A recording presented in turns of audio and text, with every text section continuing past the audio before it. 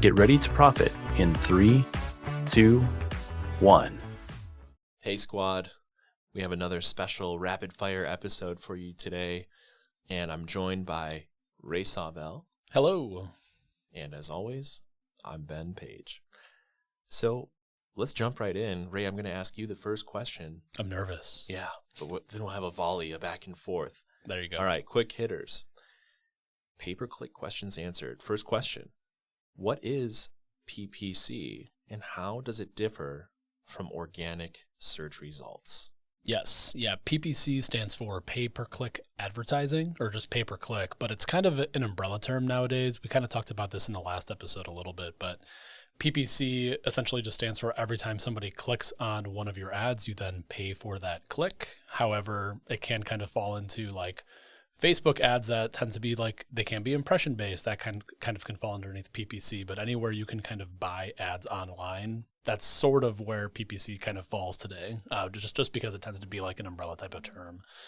And the way that it differs from organic results is paid tend to be the number one spot on the page in most instances, actually, I would say in every instance. And then organic tends to be the free listings, to just kind of simplify things a little bit. So paid versus free in very basic terms.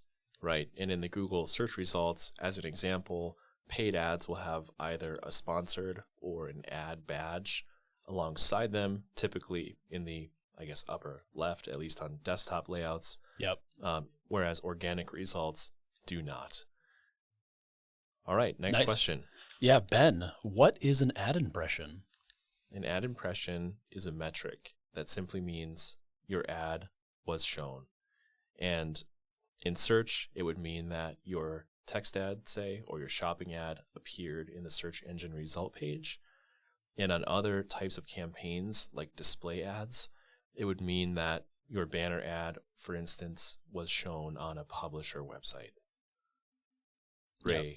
Therefore, what is a click? Yes, a click is when someone just clicks on your ad. Now, that doesn't mean that they necessarily made it to your website, so that's a very key distinction here. So just because someone clicks on your ad does not necessarily mean that they make it to your site. So It doesn't search.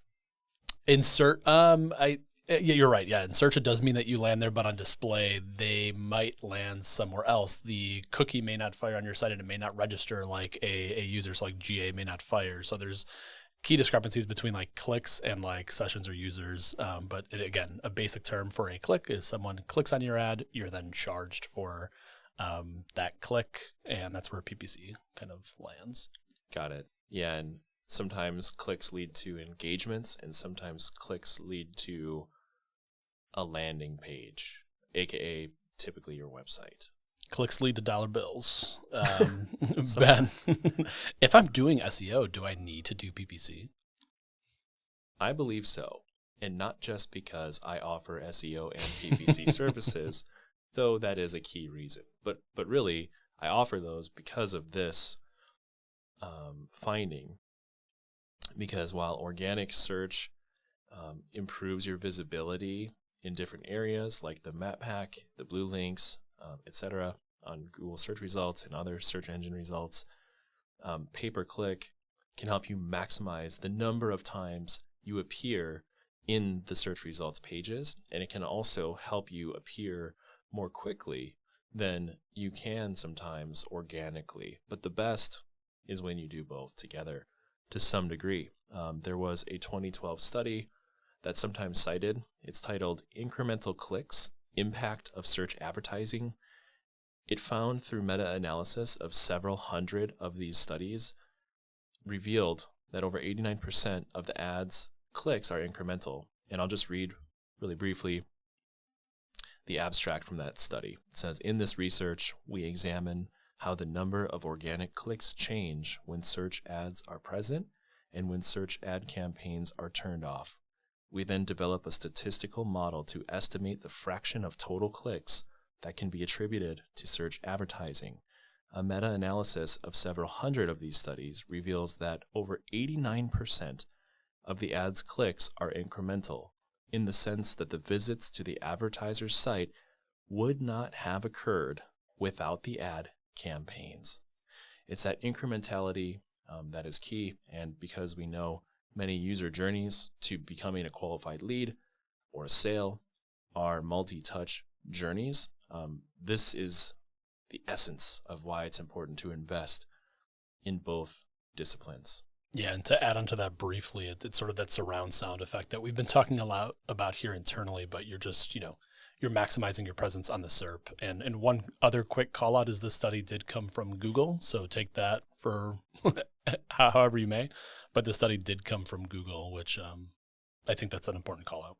Yeah, you can still find the paper online if you're curious. All right, Ray.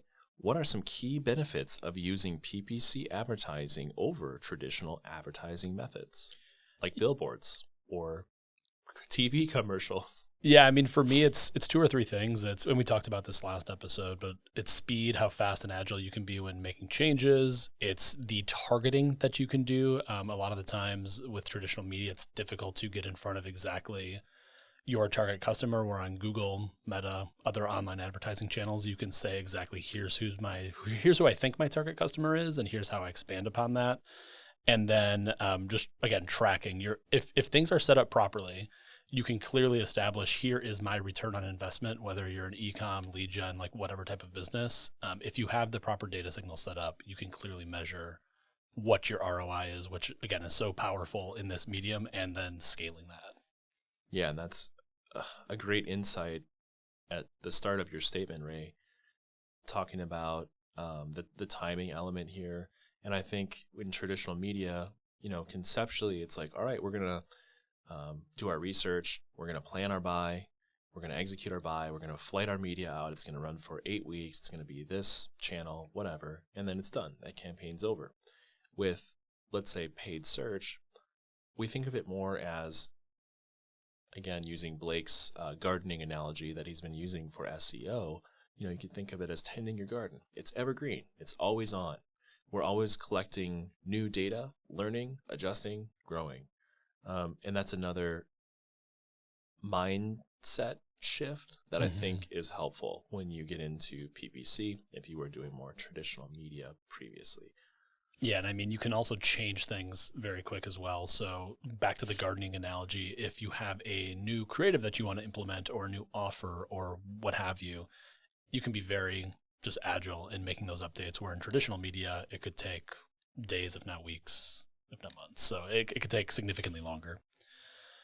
Ben, I have a really hard question for you. What is better, Facebook ads or Google ads?